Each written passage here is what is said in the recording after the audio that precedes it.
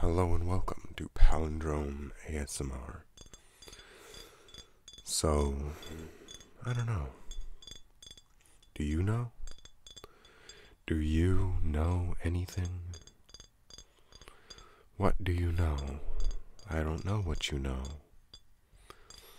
What I know is that I don't know. What I know is that I do know. What I know is that I can't know. This is sounding pretty cool. I am sounding pretty cool right here, I think. Though you might not think it the same way. I apologize for my stuffy voice. I am slightly sick. I'm not too sick to make a video, but I am slightly sick.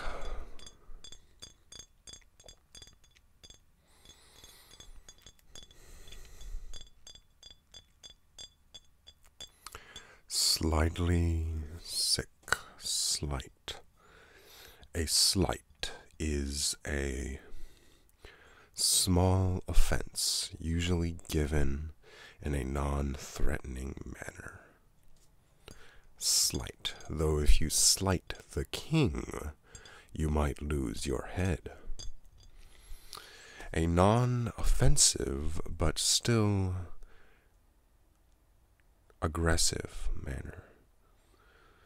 So, a slight does not harm the person being slighted, but it can damage their ego. And if that person's ego is of utmost importance, then retaliation is part of the grammatical connotation. You can expect retaliation for a slight, even though the slight is non-threatening. That is built, I think, at least in my opinion, that retaliation is built into the grammatical, the connotation of the word slight. You don't use the word, you don't use the phrase, "it was a slight," unless the person who was slighted may do some retaliation. Otherwise, you say, "it was a joke," or "it was a jab." If it is a jab as opposed to a slight, there is no retaliation expected. And a jab is of the same intensity as a slight, though it is slightly more punchy.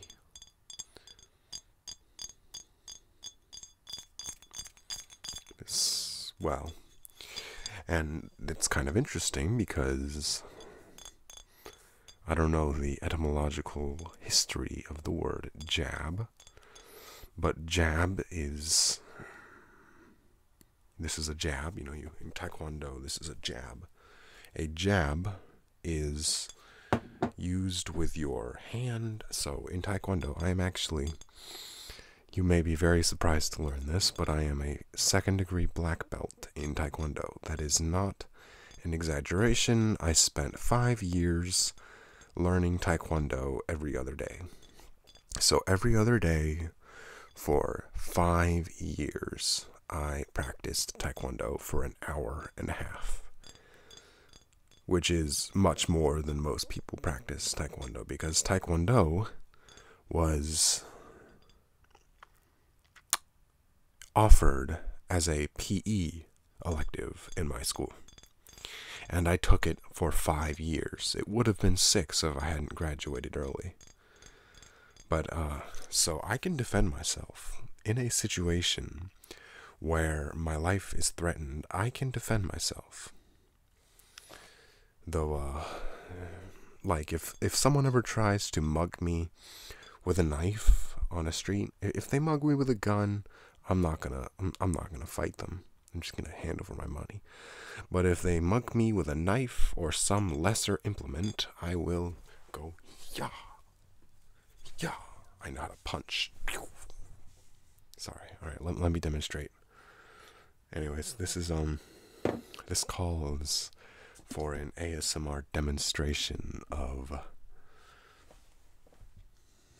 how you punch in Taekwondo. So, anyways. All right. Body like this. Your body. Let's turn off this light. All right. Nope.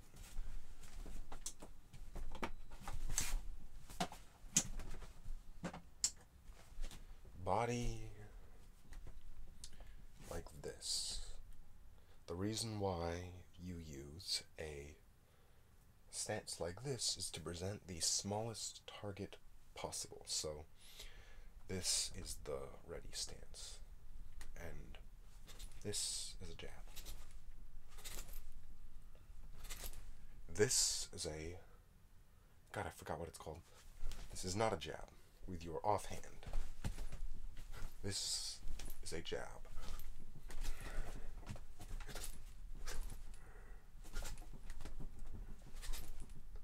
I'm not doing a kiyap, as it is called in Taekwondo, because that would be very relaxing. Not relaxing. I can demonstrate for you if you want. Okay. If you are relaxing right now, prepare to be startled. Were you startled? I practiced that. Anyways, alright.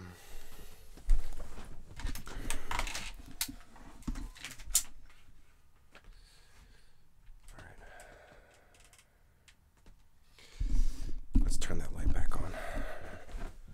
Or, no. You know what? I think this lighting is much better. It's calmer, and it doesn't glare on my face. Yeah, I think this lighting is better. Which is kind of interesting. So, I hope you were not startled. Well, of course you were startled by that, but I gave you fair warning. Taekwondo is actually more about the kicks than it is the punches and the takedowns. You grab them here, you grab them here, and you go. So, even after 2.5 years, my arms still remember how to do it. So, I was not the best Taekwondo student, actually. I goofed off a lot. I didn't always practice properly. I wandered around a lot. I tend to wander around a lot when I am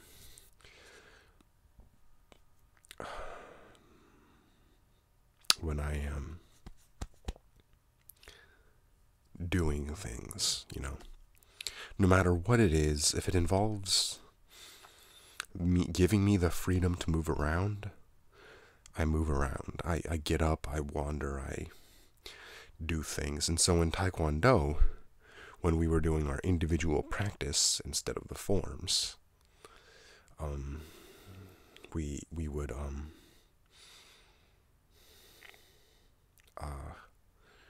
God, I forget what we would do, but we would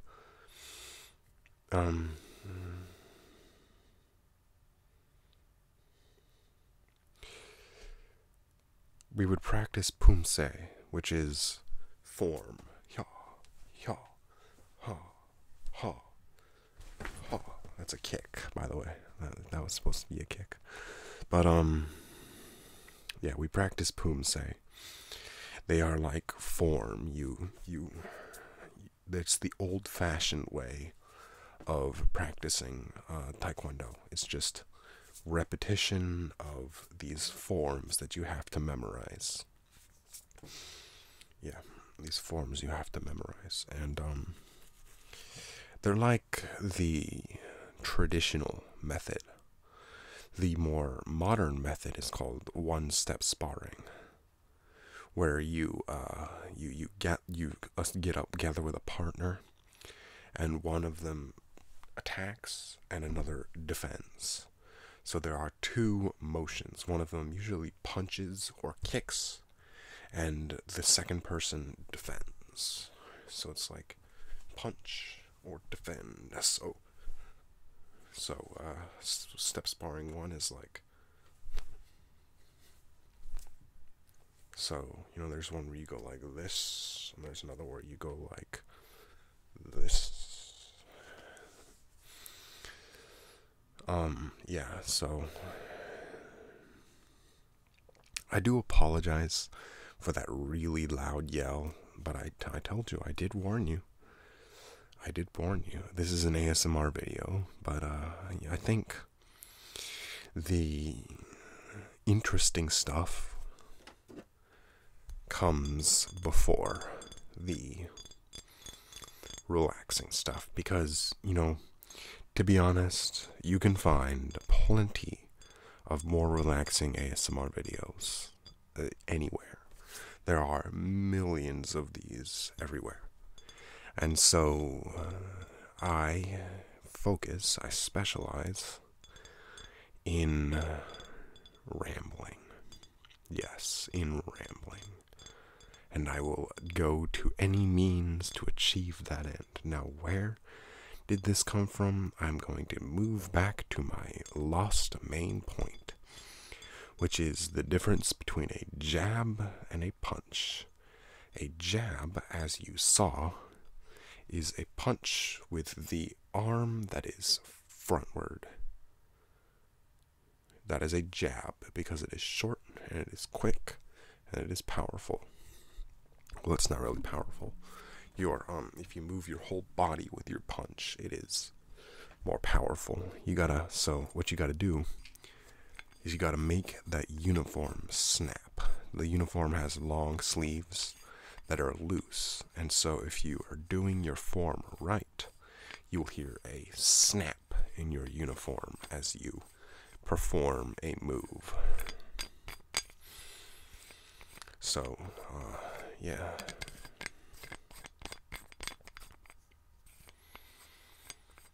The kiyap, as it is called, the yell, is not always to scare the opponent. What it does is it focuses your power.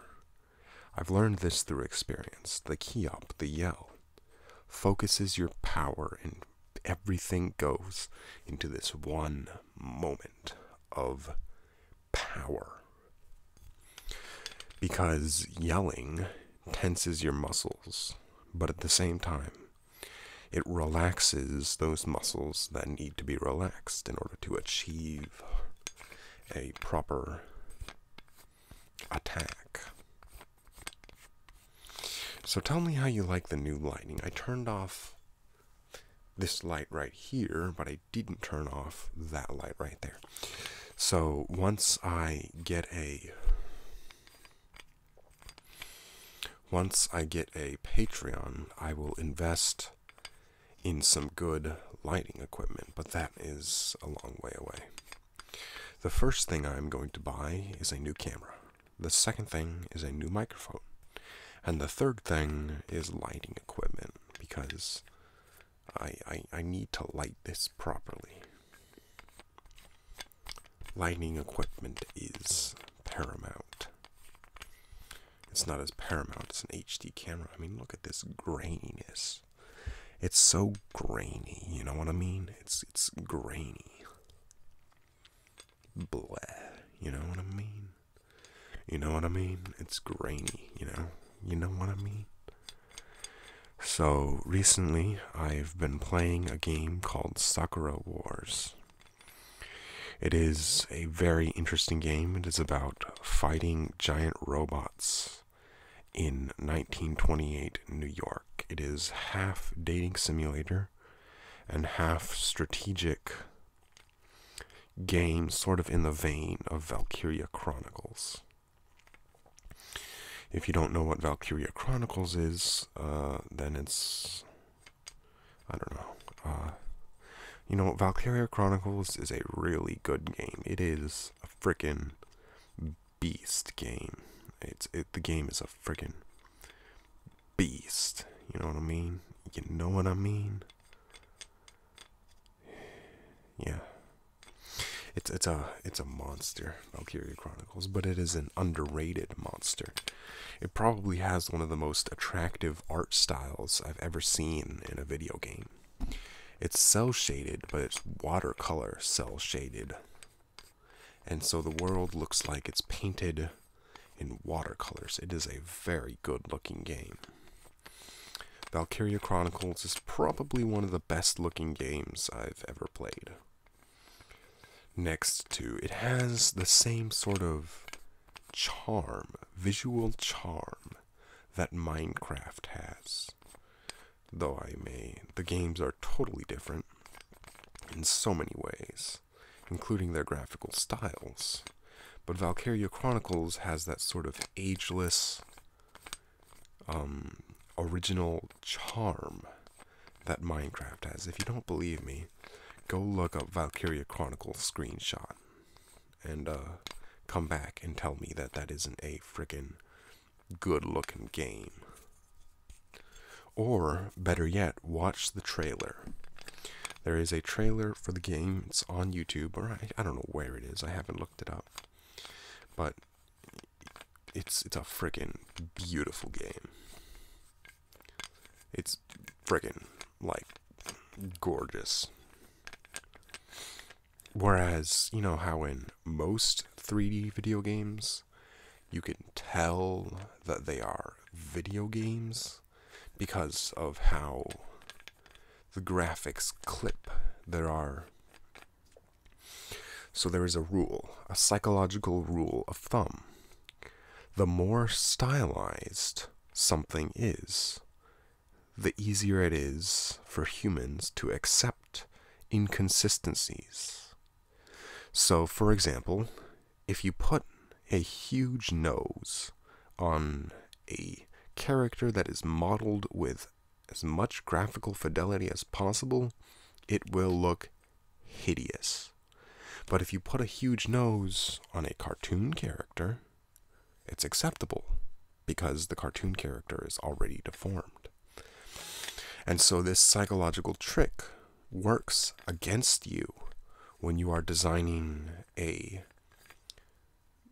non-stylized 3D game.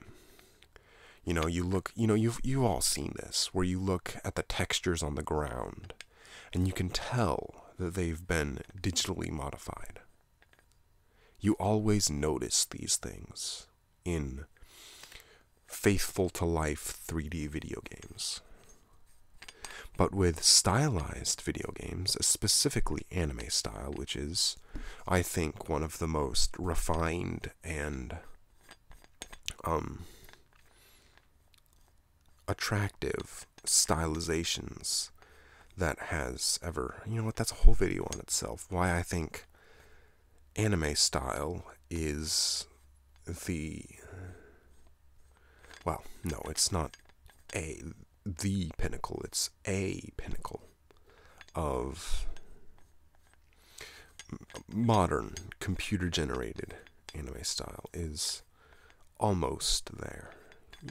A couple more decades and anime will look absolutely freaking jaw-dropping. Give it 2 decades. Give anime 2 decades. What was I talking about? Valkyria Chronicles. But give anime 2 decades. And that is my prediction. In 2 decades, anime will be mainstream and it will be absolutely gorgeous when it's at its best. If you need any proof of that, look at Fate Stay Night. That is a freaking, oh my god, it's like eye candy. It's like intercourse for the eyes. However, Yeah, that's the level of awesomeness that Fate Zero contains. God, this has just been one rambly video. Oh god, but that's, you know what? That's what my channel is all about. Rambling about crazy stuff, about interesting stuff, about, and while I do something with, you know what? I always got to do something with this, you know. You know what I mean? You know what I mean? I know what you mean. You know what I mean? I do know what you mean. I'm talking to myself. What a weirdo. What a weirdo. You know, sitting in front of a microphone talking to himself. Oh yeah, that's great. It's just not. It's a freaking webcam. You know, I'm using a webcam. By all degrees, this should not be. Whatever. I hope you like this sound. The sound of screwing and unscrewing a cap.